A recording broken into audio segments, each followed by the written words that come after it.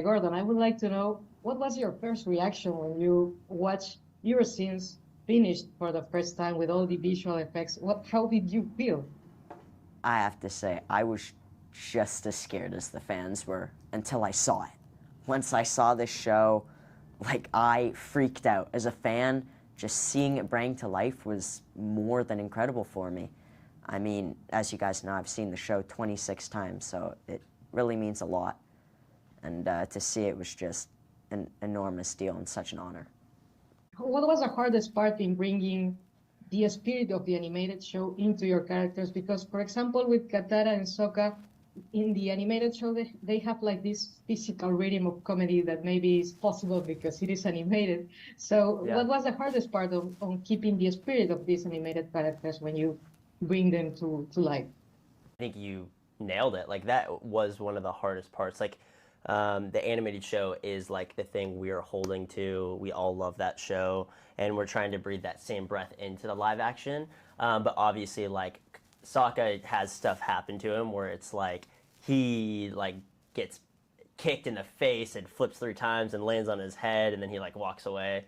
Normal. So like when we're just real life people now, that doesn't make a lot of sense to do for the tone that we're trying to hit for our show, which is more like the animated show. But when you see real people, we're just trying to incorporate that comedy wherever we could. So that was a really fun process of us getting to figure out, where do we add that comedy? How do we add that comedy? How do we make it feel real and still keep that same fantastical element to our show that we have, with everyone still being like, you know, Aang's still like a 12-year-old kid being happy and stuff?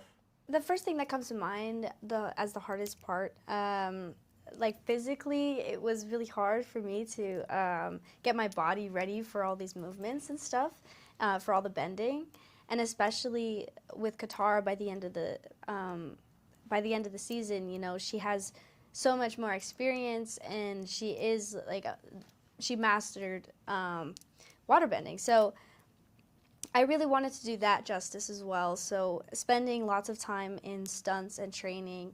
The beginning of that was intense and rough, but it was definitely a really proud feeling to be able to do all of it by the end. In the case of Prince Zuko, he has such an amazing arc in this season, and he has this bond with his uncle that is this relationship that is kind of more like a father-son relationship. So how important would you say is to your character this relationship, and do you consider Prince Zuko a villain? Would you say he's a villain?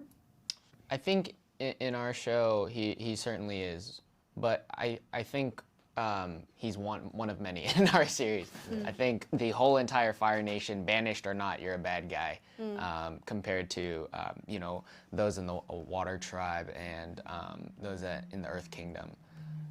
But as far as the bond between Zuko and Iroh, I think that's the most important part about Zuko is, you know, Uncle Iroh is what's keeping Zuko together in one piece. He's keeping him not only mentally stable, but he's being extremely supportive and there for him through all of his trials and tribulations. Like, Zuko needs Uncle Iroh in the same way that I feel that Iroh needs Zuko. I think they,